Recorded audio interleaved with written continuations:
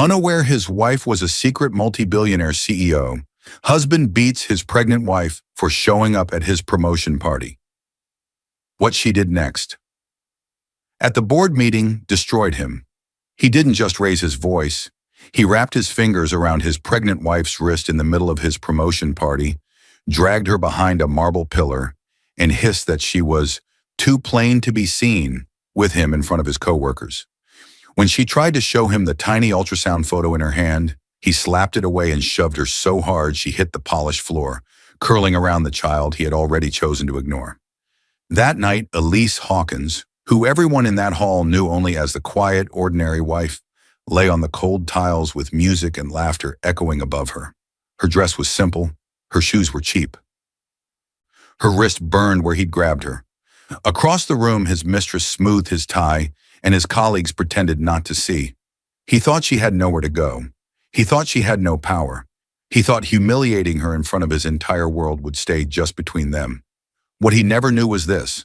On every confidential document he never bothered to read, her name was not only Elise Hawkins. Legally, she was still Elise Vivienne Laurent, the hidden owner behind the very corporate group his precious company belonged to. For years, her signature had quietly approved budgets, promotions, and expansions, while he bragged about impressing some invisible CEO he'd never met. The same night Daniel raised a glass to his bright future, security footage of his violence was already being copied. Internal audits with his name on them were being opened, and an emergency legal file was being built around the bruise on Elise's wrist and the heartbeat she had protected on that floor. As she whispered, "I'll protect you," to the child in her womb, a different version of her name was being spoken in closed rooms he never knew existed. "Bring this to Ms. Laurent. She needs to see everything." From that moment, this was no longer a story about a quiet, helpless wife. It became a silent war, one fought with board meetings, legal documents, recorded video, and a level of power Daniel had mocked for years without knowing it was sleeping in his own bed. Dear viewers, thank you for being here. If you watch without subscribing, it's like letting Elise's voice disappear under that party music. When you click that button, you stand with every woman who was told to stay quiet, every child protected by a mother who finally chose herself, and every heart that refused to stay small. Please subscribe now, and in the comments, tell me where you're watching from. Elise Laurent, 29 years old, quiet, gentle, and always underestimated, sat at a wide marble desk piled with documents that could shake entire industries if she signed the wrong line. Her calm eyes moved over folders labeled holdings and executive approvals. Private. The cool light above her reflected off the gold seal of Laurent Enterprises, a multinational empire her family had built long before she was born. On paper, the CEO of this empire was E.V. Laurent. No age, no photo, just initials. Most employees in the group companies, including her husband, assumed those initials belonged to an older man who loved privacy. No one outside the inner circle knew the truth. Elise Vivienne Laurent, the soft-spoken woman who spent her evenings cooking in a small kitchen, controlled companies that other CEOs bowed to. Most people who saw Elise assumed she was soft, maybe even fragile. They never imagined that behind her simple clothing and soft voice stood a woman who could quietly freeze a whole division's budget with one email.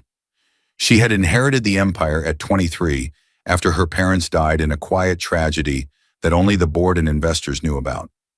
Her father had raised her with one rule: power means nothing if you can't protect the ones you love.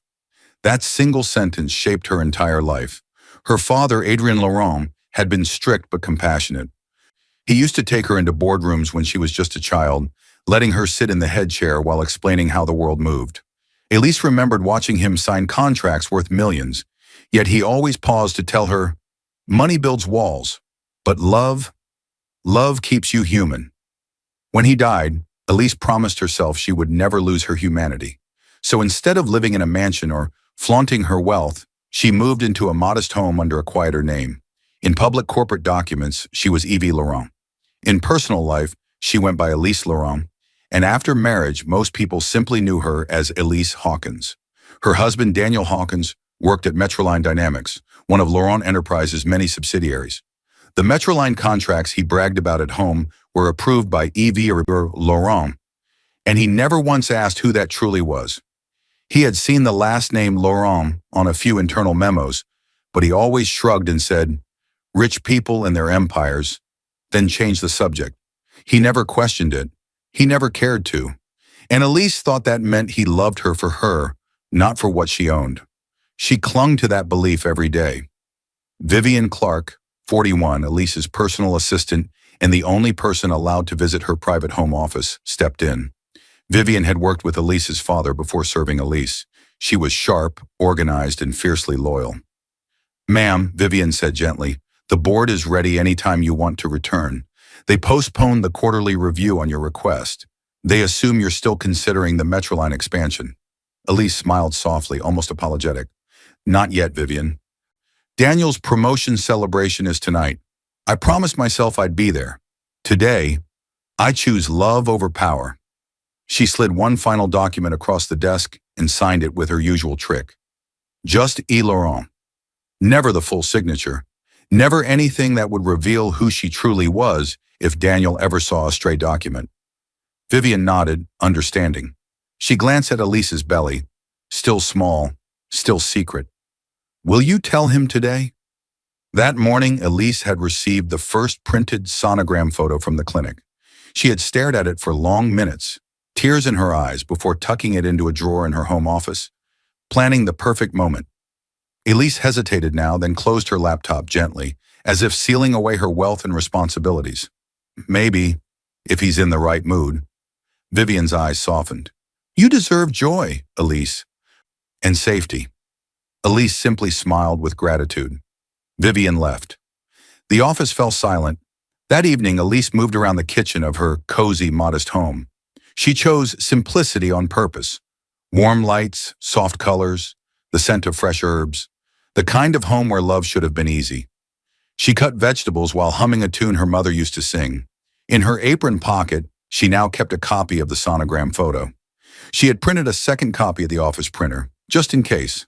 A tiny heartbeat, a tiny miracle. She wanted Daniel to hold her and celebrate. As soon as she heard the front door open, her rhythm faltered. Daniel Hawkins, 32, tall, ambitious, charming to the world but increasingly cold at home, walked inside. He didn't smile. He didn't greet her. He brushed past her, tossing his jacket on a chair. Elise turned, trying to read his mood. "Hi, love. Dinner's almost ready." He waved her off. "Not now, Elise. I've had a long day. Don't make it worse." Her chest tightened, but she said nothing. She swallowed her words like she always did. He didn't look at her. He didn't notice her fingers trembling on the knife handle. He didn't notice the sonogram hidden in her pocket. Instead, he stared at his phone and muttered, "Tomorrow is my big day. My promotion party. Important people will be there. Don't embarrass me." Elise lowered her gaze as fear crept in quietly. She slipped the sonogram from her apron pocket and into a drawer before he could see. "I only wanted to support," Daniel cut her off. "Just stay home. You never know how to act around my coworkers." She went silent. As she turned away, Daniel's phone lit up with a message. 6 words flashed like a warning sign. "Can't wait to see you tomorrow night. M." A woman's name followed, and Elise froze. The crack in their marriage had just opened, and scene 2 would show how wide it really was. The next morning, Daniel rushed through the bedroom with sharp, impatient movements, yanking open drawers and slamming them shut. His mood filled the whole house like a storm. He dressed in a crisp suit, the one he wore when he wanted to impress upper management. He sprayed too much cologne, checked himself in the mirror 3 times, and fixed his tie like he was preparing for a red carpet. Elise stood in the doorway, watching him with worry she didn't dare show. He didn't glance at her. His phone buzzed on the dresser. He snatched it quickly, but the screen lit bright enough for her to catch a message preview. "Don't forget that tie I picked. See you tonight. Ma'am." The words hit Elise like cold metal. A woman's message. Too familiar. Too excited. For a split second, guilt flashed across Daniel's face. Quick, human, almost soft. Then it hardened into arrogance, like he had decided he deserved whatever this meant. He noticed Elise looking. "Don't start," he snapped, slipping the phone into his pocket. "It's nothing." But nothing usually didn't pick out a tie. Daniel adjusted his collar. "I have a big night ahead. Promotion, important guests. Don't make anything difficult. He brushed past her, again like she was in his way, not his wife. The door slammed behind him. Silence rushed into the room. Elise stood there, replaying the message in her mind. Her heart wasn't only breaking, it was slowly admitting what it had tried to deny. She sat on the edge of the bed, her hand drifting to her stomach. "It's okay," she whispered to the little life inside her. "I'll protect you." But the room felt colder today, as if it already knew protection wouldn't be easy. Later that morning, Elise decided to bring Daniel his lunch, an old habit from better days. In the past, he had smiled when she showed up at his office. Maybe if she reminded him of those times, he would soften. Maybe the message from M was only a misunderstanding. She held on to that thin hope. Daniel's building was tall and polished, with a glass logo that read, Metroline Dynamics. A Laurent Group company in small letters at the bottom. He had once pointed at the tiny Laurent and joked, "Some billionaire family owns everything," then gone back to bragging about his promotion track. On the 12th floor, the air smelled like coffee and pressure. Men and women rushed through hallways with laptops and nervous smiles. Elise stepped out of the elevator holding a simple lunch bag. She stopped when she heard Daniel's voice. She didn't want to eavesdrop. She almost walked away. But then she heard her own name. Mark Tanner, 34, Daniel's co-worker and the office gossip, laughed loudly near the hallway corner.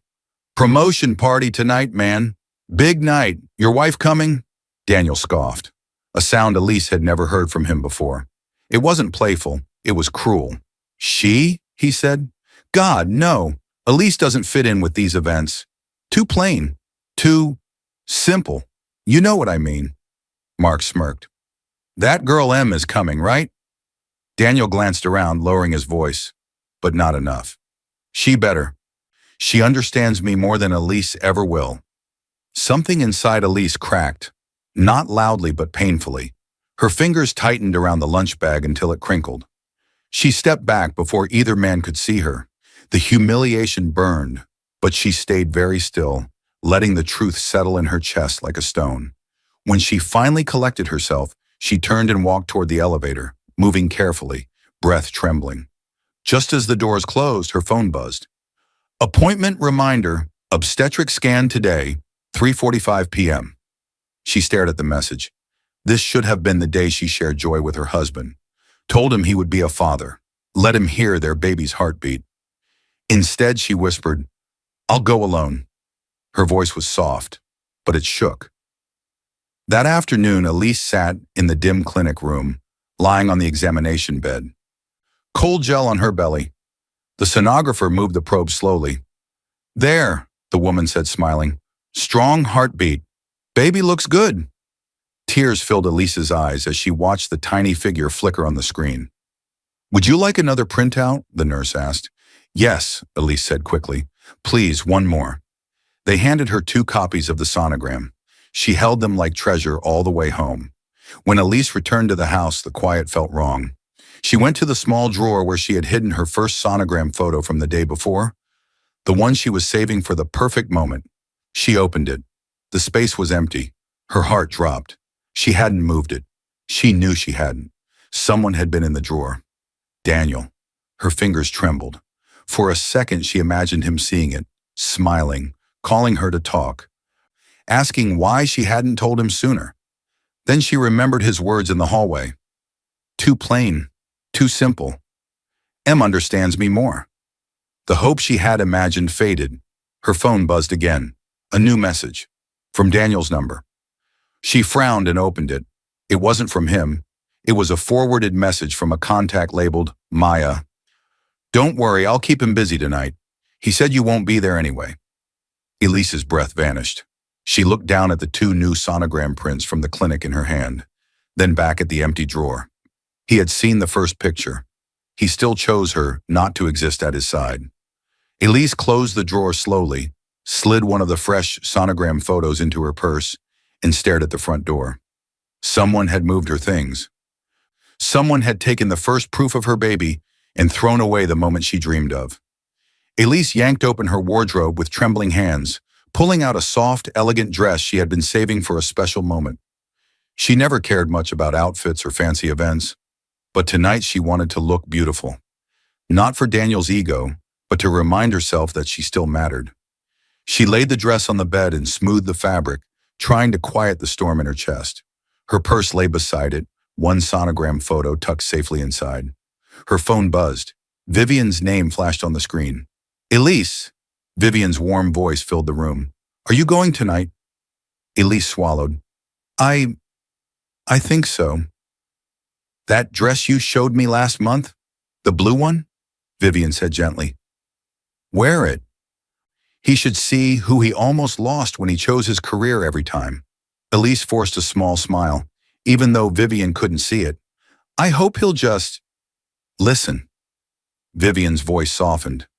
You are the kindest person I know. He's lucky to have you. But Elise couldn't shake the weight pressing on her chest. The texts, the laughs he shared with Maya, the empty drawer. Thank you, Vivian, she whispered and ended the call. She turned toward the vanity, ready to do her makeup when, ding! Elise froze. Her laptop, sitting on the small desk in the corner, lit up with a notification bubble. She had allowed message syncing long ago so her own phone could back up to the laptop. When Daniel's phone broke months earlier, he had quickly logged his messaging app into the same laptop, just for backup. He never logged out. Another ding. Elise frowned and walked slowly toward the laptop. A chat window popped open by itself. New messages arriving in real time. The name at the top glowed. Maya. Her heart pounded. Maya. Your wife still thinks tonight is about her? Another message. Daniel. She won't come. I told her she doesn't fit in with my world. Elise's hands went cold. More messages poured in. Maya. Good. I want you to myself. Wear the tie I bought you. Daniel replied. Already wearing it. You always make me look like I belong up there. A video appeared next. Elise hesitated, but her finger moved almost on its own. She clicked. The clip opened. There was Daniel, in an elevator, his hands around Maya's waist. She recognized the Metroline office building walls. They weren't drunk. They weren't arguing. They were laughing. He kissed Maya like he loved her. Maya wrapped her arms around his neck and whispered, She has no idea, does she? The video ended. Elise didn't scream. She didn't throw the laptop. She simply lowered herself onto the edge of the bed, her hands in her lap, shaking. Her eyes blurred, but she didn't look away from the frozen screen. Everything she feared, everything she tried to ignore, everything she prayed was just her imagination, was real. Another message appeared beneath the video. Maya, if she finds that baby picture again, just tell her you tossed it because it stressed you out. She'll believe anything.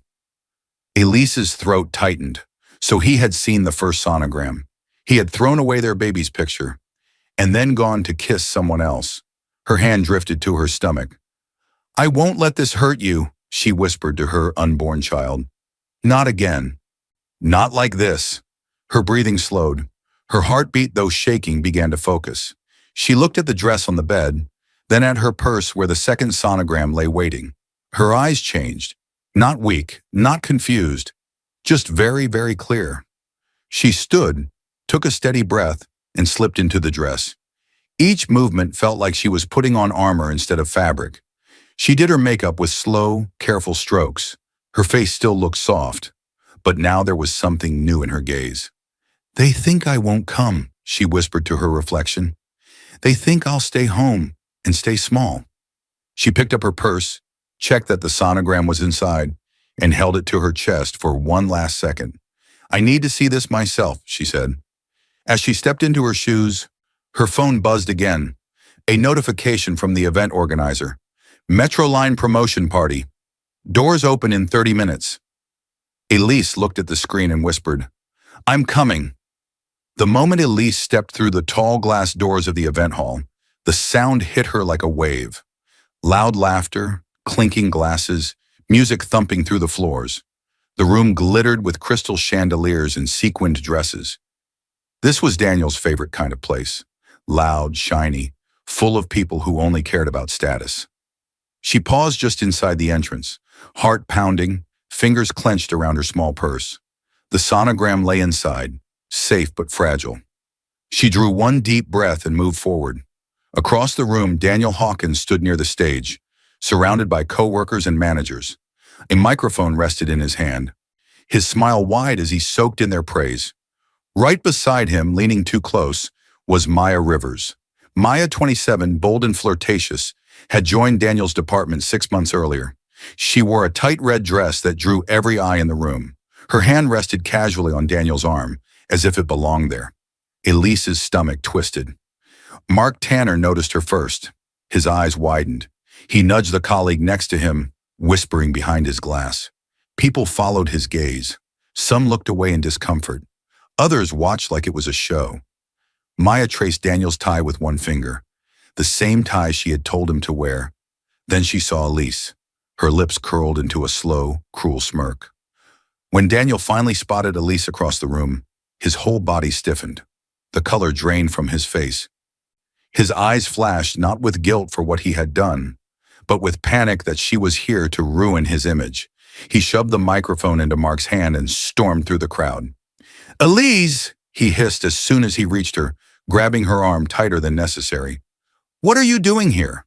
A few people nearby fell silent, pretending not to listen while listening to every word. "I came to support you," Elise said softly. "I wanted to talk to you. Please." She slowly reached into her purse and pulled out the sonogram, holding it as gently as if it might break. "I wanted to tell you." Daniel slapped the photo out of her hand. The sharp sound cut through the music. The picture fluttered to the polished floor, landing face up near a cluster of shoes. Gasps spread around them. Elise's eyes widened. Her hand flew to her stomach. Before she could bend to pick up the photo, Daniel dragged her a few steps away, fingers digging into her arm. "You always do this," he growled under his breath. "You show up, you make things awkward. I told you to stay home. You don't belong here." I told you she'd come and try to spoil the night," Maya said, walking up slowly. Her voice sounded sweet. Her smile did not. Elise's heart pounded in her ears. From near the wall, Security Officer Nolan watched. He had noticed Daniel's harsh grip the moment Elise walked in. At the first sign of trouble, he had quietly tapped his chest camera on. The small red light blinked, recording every second. "Daniel, please," Elise whispered. "At least listen. This is our baby." "Stop using drama to control me," he snapped. "You always make everything about you." All around them, co-workers exchanged uneasy looks. The music faded out as someone near the DJ signaled to turn it down. Then it happened. In his anger, Daniel shoved her. Hard. Her feet slid on the polished floor. She fell backward, instinctively curling around her stomach. Her shoulder hit the ground first. Pain shot through her side. People screamed. A glass shattered. Someone shouted, "Call an ambulance!" Nolan moved fast. He pushed through the circle that had formed, dropped to one knee beside Elise, and spoke calmly. "Ma'am, don't move. I saw what happened." Elise's eyes filled with tears, but she didn't sob.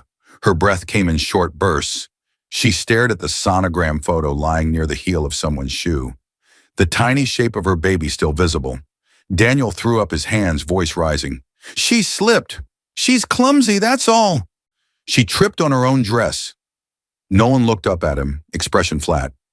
"Sir, I have the entire incident recorded from the moment you grabbed her arm. Please step back." Maya tugged on Daniel's sleeve, panic flickering in her eyes now. "Daniel, stop talking. Just stop." But Daniel was too angry and too exposed. "Why did you even come?" he spat toward Elise. "Why can't you just stay where you belong?" Every person in the room stared, some with disgust, some with pity, none with respect. Elise tried to sit up. Pain pulled at her side. Nolan gently steadied her. "Ma'am, the ambulance is on its way," he said quietly. "You hit the floor hard. We need to get you checked, for you and the baby." She nodded weakly, tears finally slipping down her cheeks. "Thank you," she whispered. "Thank you for seeing me." Nolan glanced toward the cameras around the hall, then back at his own chest cam. "I didn't just see you," he murmured. "The camera did too." Daniel's eyes widened, realization crashing in. The nightmare he tried to keep private had just been turned into evidence. As Nolan helped Elise to her feet and guided her toward the exit, the crowd parted like a slow, silent wave. For a brief second, Elise saw Daniel standing alone, breathing hard. A small smear of red lipstick stained his shirt collar, Maya's exact shade. She looked at it, and her eyes darkened with a new kind of quiet. "It's not over," she whispered under her breath. Elise's body shook as the hospital doors swung open and the stretcher rolled in. Bright white lights flashed above her as nurses hurried alongside. "Get a monitor. Check her vitals. We need a fetal heartbeat now." Metal trays clattered, machines beeped, voices overlapped. Every sound felt too loud. Nolan stayed beside the bed as far as hospital rules allowed. His face, usually calm, carried honest worry. He kept enough distance to respect her space, but close enough to answer questions. Elise was moved onto a hospital bed. A nurse gently lifted her blouse and placed a monitor band over her belly. The machine beeped once, then again, then fell into a steady rhythm. The baby's heartbeat filled the room like a soft drum. Only then did the rush ease. Dr. Helen Caro, 45, calm and experienced in high-risk pregnancies, stepped in. She scanned the monitor, checked Elise's bruised arm and sighed, then looked her in the eyes with a mix of firmness and kindness. "Elise," she said gently, "your baby is safe." Relief washed over Elise so fast it left her dizzy. Her eyes welled, but she swallowed the sob. Dr. Caro's tone shifted. "But you are not. Your blood pressure is very high. Your body is under serious stress. If this continues, it could put both you and the baby in danger." Elise stared at the ceiling. Danger. She had never applied that word to her marriage before. The door burst open. Grace Laurent, Elise's older sister, 31 strong, protective, and the only blood family she had left, rushed in. Her hair was messy. Her eyes were wild with fear. "Elise!" Grace grabbed her hand. "Are you okay? I came as soon as Vivian called. What happened?" Elise's voice was barely a whisper. "He shoved me at the party. I was trying to tell him about the baby." Grace's expression crumpled from shock into something darker. She turned to Nolan. "Is that true?" Nolan lowered his gaze respectfully. "Yes, ma'am. I recorded the whole thing on my body camera. I've already logged an incident report with the venue and saved the footage in 2 places. No one can erase what happened." Grace looked like she wanted to punch a wall. "Daniel did this," she whispered. "To you? While you're pregnant?" Elise closed her eyes. The monitor beeped steadily beside her. A soft knock interrupted the silence. Nolan stepped closer and placed a small USB drive on the bedside table. "This is a copy of the footage," he said quietly. "Time-stamped. Audio included. I'll keep the original file secured with my company, but this one is for you, for the police, or your lawyers, or whoever you trust." Elise stared at the tiny device. It looked small, but it carried truth too big to ignore. "Thank you," she said, voice trembling, "for not pretending you saw nothing." Nolan nodded once. "You didn't deserve what happened. None of this is your fault." Then he stepped out to give them privacy. The room grew quieter. Only the heartbeat monitor and distant hospital sounds remained. Elise stared at the ceiling for a long moment. Her mind felt like it was trying to climb out of thick fog. "Grace," she whispered. "I don't know how I got here." Grace squeezed her hand. "You love the wrong man. That's not a crime. That's just human." Elise's breath shook. "I thought if I kept my real life away from him, things would be simple. I thought hiding who I am would protect us." Grace frowned. "Your real life?" Elise blinked slowly, and the past rose up. The Grand Laurent family chapel was filled with dark suits and quiet crying. Elise stood at the front, dressed in black, staring at her father's coffin. A group of men and women approached. The Laurent Enterprises board. One of them, Mr. Adler, bowed slightly. "Elise, your father left the empire to you. You are the new CEO of Laurent Enterprises." Elise's eyes were red and swollen. She looked at Grace, then at the board. "I can't lead yet," she whispered. "I don't even know who I am without him. I need time to live simply first, to see the world outside these walls without security and titles." Mr. Adler nodded, gentle but serious. "Then we will keep your position private. The world will know only Evie Laurent. We'll seat trusted faces in front of cameras, and you can attend board meetings under control. When you are ready to step forward publicly, you can." Elise's gaze returned to the coffin. Her father's voice echoed in her memory. Power means nothing if you can't protect the ones you love. She had decided then to build a life where someone loved her, without knowing about the power. She believed that would be the truest kind of love. Back in the hospital room, Elise whispered, I thought loving quietly would protect me. Grace's eyes softened with pity and anger. You married someone who never even tried to see you. Elise's phone buzzed weakly on the bedside table. Vivian, Elise answered. Vivian? Elise, your voice! Vivian almost broke. What did he do? Elise didn't explain. She didn't have the strength. Instead, her eyes moved to the USB, the bruise on her arm, and the steady heartbeat on the monitor. Something inside her hardened. Vivian, she said, her tone suddenly cold and clear. Call Adrian Voss. Vivian inhaled sharply. Adrian Voss, Laurent Enterprises' most powerful lawyer. Tell him I need an emergency consultation, Elise continued. And tell him, her jaw tightened. Tell him I'm done protecting Daniel. As Elise ended the call, the fetal monitor beeped calmly beside her, steady and strong, but her next words cut through the quiet like steel.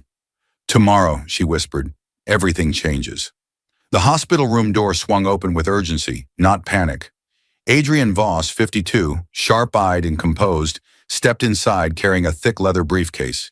He was the lead attorney for Laurent Enterprises, the man CEOs called when they wanted problems to disappear without a sound. Tonight, he had come because Elise finally said one word she had never used about her husband before. Enough. Grace stood up from the chair beside the bed as Adrian approached. Vivian slipped in just behind him, her expression tight with worry. Together they formed a quiet wall of protection around Elise's hospital bed. Adrian set the briefcase on the side table and opened it with precise movements. Papers, folders, official seals. He spoke firmly, wasting no time. Elise, he said, his voice respectful. Inside this case are three things. A petition for a temporary protection order, the initial divorce filing, and documentation reaffirming your authority as majority shareholder and CEO. I've prepared them according to your message. Elise looked at the stack of documents. A few days ago, the sight would have made her hands shake. Now, after the party, the fall, the bruise on her arm, and the steady sound of her baby's heartbeat, she felt strangely calm. Give me a pen, she said. Adrian handed it to her. She read enough to understand the essentials, then signed. Every line, every page. No trembling, no hesitation. Vivian watched, stunned. Grace's eyes filled with both grief and pride. Adrian gave a single approving nod. When it was done, Elise leaned back against the pillows. She looked exhausted but not weak, like someone finally finished fighting herself. Vivian stepped forward, holding a slim file she had been guarding against her chest. Elise, she said softly, these are the internal audits you asked me to start months ago. You remember? When you told me something didn't feel right in Metroline's expense reports? Elise's fingers brushed the folder. She had almost forgotten those late nights where a quiet worry had nagged her. Missed receipts, strange travel claims, extra consultancy payments. You sensed something long before tonight, Vivian said sadly. You just hoped you were wrong. Elise opened the file. Charts, notes, red flags. I didn't want to believe it, she whispered. I thought love would fix everything. I thought if I kept my personal life separate, if he didn't know I was Evie Laurent, he'd at least be honest at work. Her voice cracked, then steadied. But love doesn't stop cruelty, and secrets don't stop greed. Adrian reached into the briefcase again and pulled out another slim folder. We took your concerns seriously, he said. I asked Samuel Reed from Internal Investigations to quietly review Metroline's upper management 2 months ago. What happened last night gives us the legal and moral ground to act on what he found. He placed the folder on her lap. Preliminary findings show irregular transfers, unauthorized expenses, and possible data leaks tied to Daniel Hawkins, Adrian continued. Samuel is compiling everything for you. He'll brief you as soon as it's ready. Grace gasped. Vivian covered her mouth. Elise closed her eyes for a moment. Not in denial, but in confirmation. So it wasn't just her heart he had betrayed. He had abused her company's trust as well. She opened her eyes, cold and clear now. He hurt my child, she said quietly. He attacked me. He used my company's money to fund his affair. He will not have another chance. Adrian closed the briefcase. Then we move forward. The protection order request will reach the court by morning. The divorce petition will be filed, and as CEO, you can call a private emergency board session. Elise nodded slowly. Schedule it for tomorrow morning. Confidential. Only voting board members, you, Samuel, and Vivian. I'll preside. Vivian immediately began typing into her tablet. I'll send the notices under your formal authority. With Grace's help, Elise stood and walked to the small bathroom mirror. The bruise on her wrist had grown darker. She traced it with her fingertip, breathing deeply. I am done loving him, she said softly. To herself, to her child, to the woman in the glass. Her reflection didn't flinch. She walked back to the bed. Vivian's tablet vibrated sharply in her hand. Vivian glanced at the screen, and the color drained from her face. Elise, she whispered, you need to see this. On the tablet was a new email from Samuel Reed. Subject line, Daniel Hawkins, full findings, compiled, urgent. The small conference room inside the hospital's private wing had been turned into a war room. Laptops glowed. Files lay open like weapons. A large monitor waited on the wall. Samuel Reed, 48, sharp, discreet, and feared in the corporate world for his ability to uncover any lie, stood at the head of the table. He carried a thick black folder under one arm. Tonight, his work belonged to Elise. Elise entered the room slowly, still in her hospital gown and a loose cardigan Grace had brought from home. The bruise on her arm showed faintly where the sleeve slipped. Her steps were careful, but her posture was straight. Grace took a seat near the door, watching her sister like a guard. Adrian sat beside Samuel. Vivian sat with her tablet ready. Nolan and Dr. Caro had been invited as needed witnesses. Samuel set the folder down directly in front of Elise. Ms. Laurent, he said, using her real name with quiet respect. This is the complete report on Daniel Hawkins. Some of it comes from the audits you ordered months ago. Some of it comes from the last 24 hours, once we had cause to dig deeper. Elise opened the folder. The first page hit like a punch. Printed emails, subject lines, attachments. Samuel tapped them with one finger. These, he explained, are email exchanges between Daniel Hawkins and Maya Rivers. They used personal accounts, but some of the content references internal Metroline proposals. We captured these because several messages were sent from company devices and over company Wi-Fi, which allowed our security filters to flag them. Elise scanned the lines. Forward me the draft first. I'll show it to my contact at the other firm. Don't worry, they'll pay us privately when the deal goes through. I deserve more than your boring little salary, Danny. Make it work. Samuel continued. This indicates he was sharing confidential information with a competitor in exchange for personal gain. Vivian's jaw clenched. Grace whispered, he betrayed the company, too. Samuel slid another stack of papers forward. These are corporate card statements, expense reports, and approvals he pushed through. Notice the pattern: restaurant bills, hotel stays, jewelry purchases, and a rental deposit for an apartment under Maya's name. Elise saw the numbers, dates that lined up with the messages, places that weren't hers. All using Metroline corporate funds, Samuel said. He disguised them as client meetings and strategic consulting. Elise turned another page. Another file waited, transcript printouts and audio logs. Samuel explained, these are voicemails and recorded calls from the shared phone plan. Many companies archive call logs for investigation purposes when fraud is suspected. Once we had your permission, we retrieved them. Vivian played one sample on the conference speaker. Daniel's voice filled the room, mocking and relaxed. Elise is harmless, boring. She doesn't get this world, but she's comfortable for now. Maya's laugh followed. She'll never be part of your real life. Not like I am. Grace covered her mouth, stunned. Elise did not cry. She didn't even blink. She just turned the page and kept going. Nolan stepped forward then, placing a small USB drive on the table, the same one he had left by her hospital bed earlier, now carefully labeled and sealed. My chest cam footage, he said. From the party. The recording begins when I saw Mr. Hawkins grab her arm. It shows the shove, the fall, and his reaction afterward. I've also submitted the original to my security company and copied it for legal use. Adrian nodded. That alone is enough for the protection order and assault charges. Dr. Caro moved closer, holding a sealed envelope. This, she said, is Elise's medical documentation, bruise photos, examination notes, and my written statement about the risk the incident posed to her pregnancy. Elise accepted it with steady hands. On the table now lay everything: emotional betrayal, corporate misconduct, misuse of company funds, potential data leaks, physical assault, medical risk to mother and child, witness reports. Vivian's fingers flew over her tablet. I'm compiling all of this into a board-ready digital file, she said. By tomorrow morning, every board member will have a secure packet, timeline, supporting documents, videos, and a summary. Adrian added, and as CEO, you'll have full authority to recommend termination and legal action. Samuel closed the final folder with quiet finality.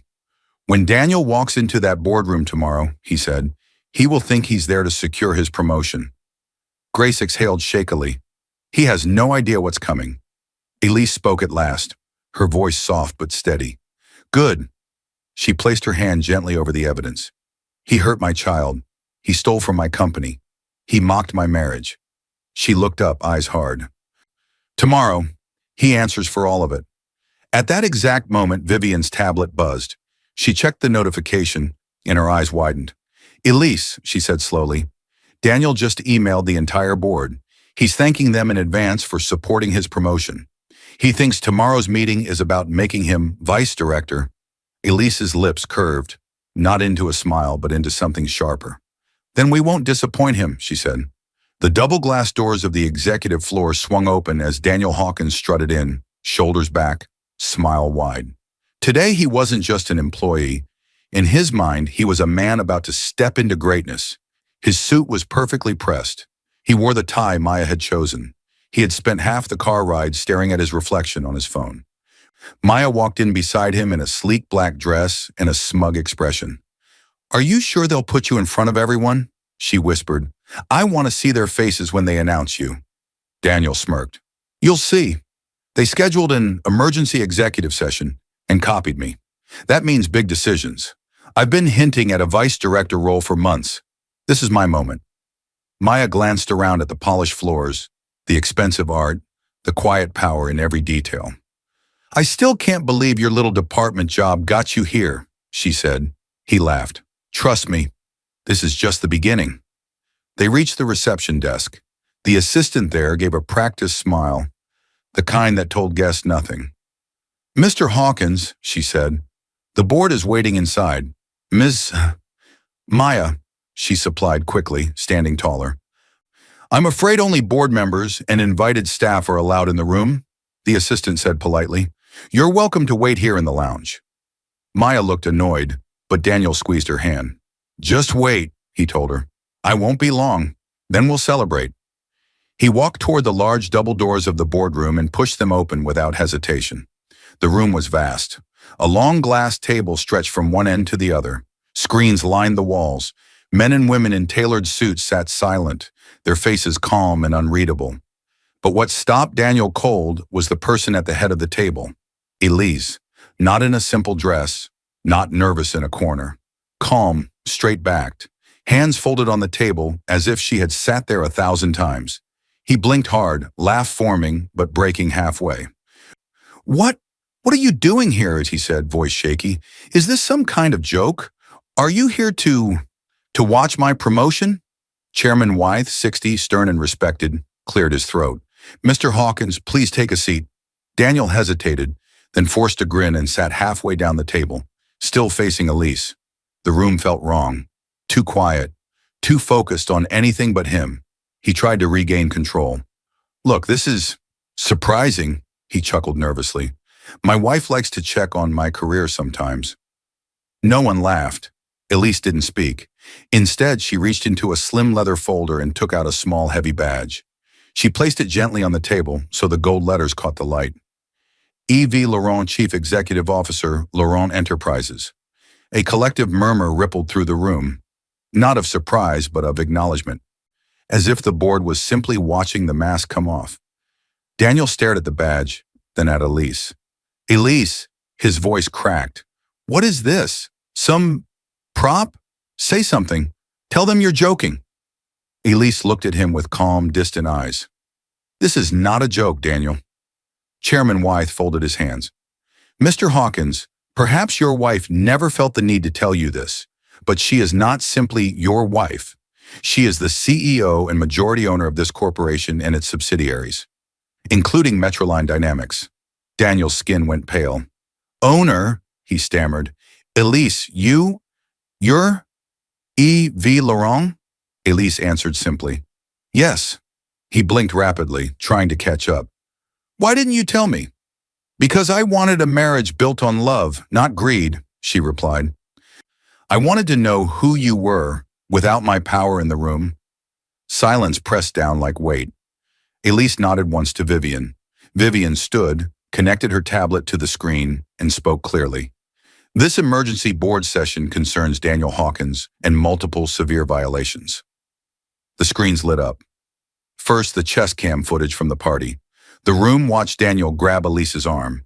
They saw the harsh words, the slap at the sonogram, the shove, the fall. They heard gasps.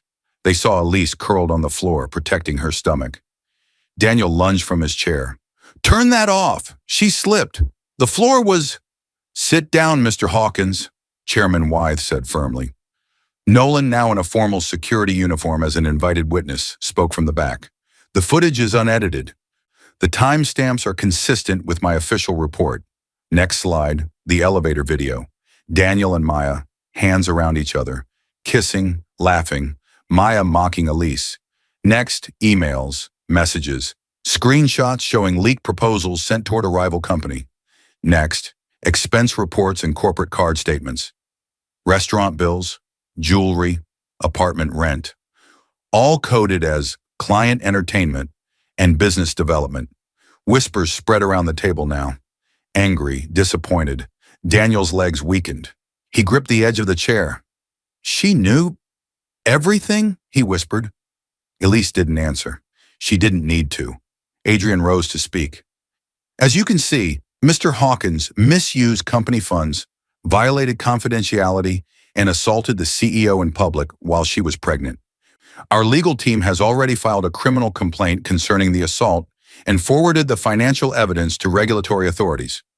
Chairman Wythe nodded gravely.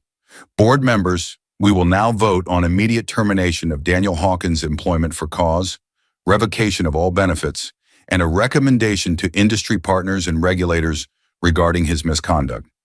Hands went up around the table. Everyone. Unanimous, the chairman said. Effective immediately, Daniel Hawkins is terminated. The door opened. A uniformed corporate security chief stepped in, accompanied by a police officer who had waited outside for the decision. The officer approached Daniel calmly. Mr. Hawkins, there is an active complaint and sufficient evidence to proceed. You're required to come with us for processing. Daniel stumbled back. No, you can't do this. Elise, I'm your husband. Elise's face did not harden, but it did not soften either. You stopped being my husband when you became my attacker, she said quietly. The officer placed handcuffs around Daniel's wrists. Daniel's voice broke completely. Elise, please, we can fix this. I'll change. She looked away. The cuffs clicked. This is not over, he shouted as they led him toward the door. You hear me? This is not... The door closed behind him. The room exhaled. Adrian leaned toward Elise and spoke in a low voice only she and the nearest members could hear. The court hearing on the protective order and initial charges has been scheduled, he said. We'll move through the law now. Elise nodded once. She picked up her CEO badge, slipped it into her jacket pocket, and whispered to herself, Next, the truth goes on record. Several weeks later, the heavy doors of the courtroom opened, and Daniel Hawkins was escorted inside by 2 bailiffs. He wasn't in a tailored suit this time. His hair was unkempt, his eyes bloodshot, his shoulders slumped. He looked nothing like the man who strutted into the boardroom expecting a promotion. He looked like someone whose world had been eaten from the inside out. Whispers rippled through the packed room.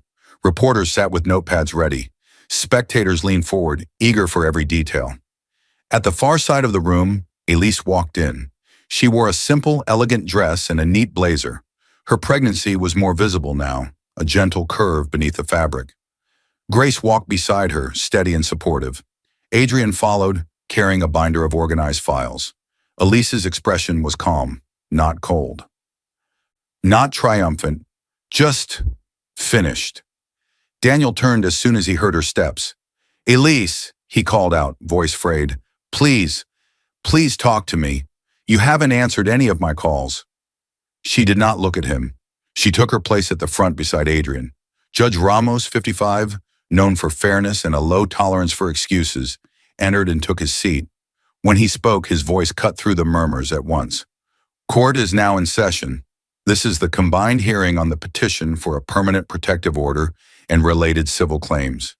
Elise Vivian Laurent Hawkins versus Daniel Hawkins." Laurent. Her full name echoed through the courtroom speakers. Some reporters scribbled faster. Others exchanged glances. Confirmation of the rumors about the hidden CEO. Daniel flinched at the sound. Adrian stood. "Your Honor, we will present evidence covering physical assault, emotional harm, and pattern of coercive behavior. The criminal, financial, and corporate misconduct matters are being handled in separate proceedings." "Understood," Judge Ramos replied. "Proceed." The lights dimmed slightly as screens turned on. Clip 1, Nolan's chest cam footage. Everyone saw Daniel's hand around Elise's wrist. The harsh tone, the slap at the sonogram photo, the shove, Elise hitting the floor, crying out and curling around her stomach. Gasps erupted. Someone in the gallery whispered, "She's pregnant." Daniel shook his head violently. "It's exaggerated. She lost her balance. Mr. Hawkins," Judge Ramos said sharply, "you will remain silent until asked to speak." Clip 2, the elevator video. Daniel and Maya, laughing, kissing, mocking the wife who would never be part of his real world. Clip 3, voicemail audio. Daniel's voice, dismissive and cruel. "She's good at cooking and keeping things quiet. That's about it." Maya's voice followed. "As long as she stays out of the way, who cares?" The clips ended. Silence filled the room for a moment. Then the witnesses began. Dr. Helen Caro took the stand first. Calm, professional. "Elise came to the hospital after a fall caused by a forceful push," she testified. "She had bruising on her arm and side. Her blood pressure was severely elevated. While the baby remained stable, the stress and physical trauma placed the pregnancy at real risk. In my medical opinion, this incident was dangerous to both." Daniel lowered his head. "Next, Nolan." He stood tall in his uniform. "I am the head of venue security," he said. "On the night of the promotion party, I activated my body camera when I saw Mr. Hawkins grab Mrs. Hawkins' arm. The footage clearly shows him shoving her. There was no accidental slip." Adrian presented additional documents, messages forwarded from Daniel's phone, notes from the hospital, and a summary of Elise's history of trying to keep the peace at home. Finally, Elise took the stand. The room went completely still. Adrian asked simple questions. "Elise, did you ever give Daniel permission to push you, threaten you, or decide when you were allowed to be seen in public?" "No," she answered quietly. "Did you tell him you were pregnant before that night?" "I tried," she said. "He ignored me. When I went to tell him at the party, he knocked the sonogram out of my hand and shoved me." Her voice didn't shake. Her eyes glistened. But she didn't break. When Adrian finished, Judge Ramos looked at Daniel. "Mr. Hawkins," he said, "you may respond briefly." Daniel stood, hands chained loosely. "Elise," he said, ignoring the judge's direction, speaking straight to her. "Please, I was under stress. I was trying to impress people. I didn't mean to push that hard. I made mistakes, but I love you. I can change. Don't destroy my life over one night." For the first time in the hearing, Elise looked at him. Her eyes weren't cruel. They were just completely done. "You had years," she said softly. "Years to be kind. Years to listen. Years not to lie, not to cheat, not to throw away our child's first picture. This isn't about one night. This is about who you chose to be." Daniel's lips trembled. He had no answer.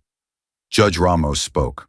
"Based on the evidence, witness statements, and your own recorded behavior, this court grants Mrs. Laurent Hawkins a permanent protective order, full authority over the marital assets per prenuptial agreements, and damages for emotional distress. The divorce is granted and will be finalized subject to standard processing. Any violation of the order will result in immediate arrest. Daniel's knees almost buckled. "No," he whispered. "Please." The bailiffs moved closer as he tried to step toward Elise. "Elise, please don't leave me," he sobbed openly now.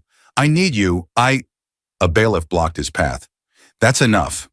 Elise rose from the stand and walked back to her seat. She didn't look back. As she reached the aisle, an older woman stepped forward hesitantly. Mrs. Hawkins, 60, Daniel's mother. Her eyes were swollen from crying. "Elise," she whispered, reaching out. "I'm so sorry. I didn't raise him to—" Elise gently pulled her hand away, not unkind but firm. "Some choices," she said, "are not about how we were raised. They're about who we decide to be." Mrs. Hawkins broke into quiet sobs as Elise walked past her. Grace wrapped an arm around Elise's shoulders. "You did the right thing," she said softly. Elise nodded once, though her face held tired sadness. As they neared the exit, Adrian hurried to catch up. "Elise," he said quietly, "the media already knows who you are now. The CEO, the case, everything. They're waiting outside." Elise paused. Her eyes sharpened. She laid her hand gently on her stomach. "Then we make sure they see the right story," she said. The elevator doors to the executive floor slid open, and every employee nearby went still as Elise Laurent stepped out. The trial had been in the news for days. The headlines had been ruthless about Daniel, but the story the staff whispered about in the hallways was different.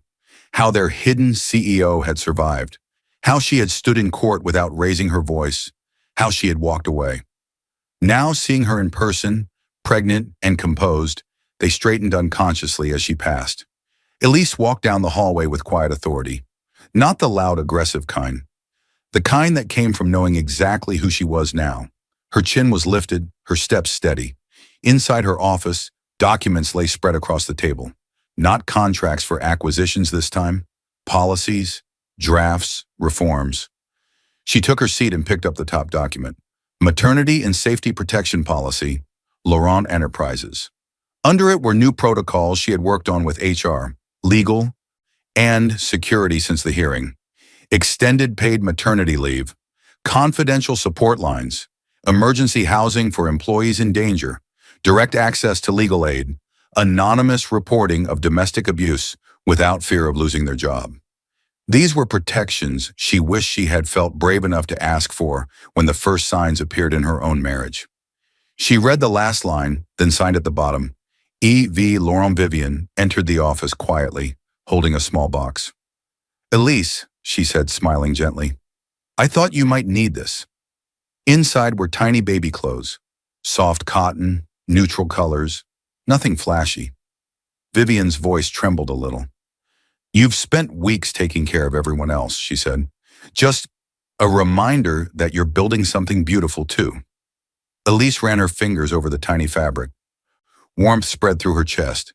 "Thank you, Vivian," she whispered, "for seeing me when I couldn't see myself." Vivian's eyes glistened. "You saved yourself, Elise, and your child. We just stood beside you." Grace stepped in next, more relaxed than she had been in months. The hard lines of worry around her eyes had softened. "You're trending online, you know," Grace said playfully. "Half the comments are about how strong you are. The other half are people asking how to apply to work for you." Elise laughed softly for the first time in a long while. "I just want them to know," she said, "that no job is worth staying with someone who breaks you." She walked to the window. The city stretched beneath her, noisy, bright, alive. Sunlight spilled across the glass and onto her face. Her hand rested on her stomach. She remembered the fear. The humiliation, the bruises, the sound of Daniel yelling that she didn't belong in his world. And then she remembered something stronger, her father's voice, her own reflection in that hospital mirror, the heartbeat on the monitor. "I chose silence for love," she said quietly, "but silence almost cost me my child. Never again." Grace and Vivian stood behind her, proud and steady. Elise turned back to her desk, closed the policy folders, and switched off her computer. She picked up her CEO badge and slipped it into her pocket, not as a shield this time, but simply as part of who she was. For the first time in a long while, she felt whole, alive, free, certain.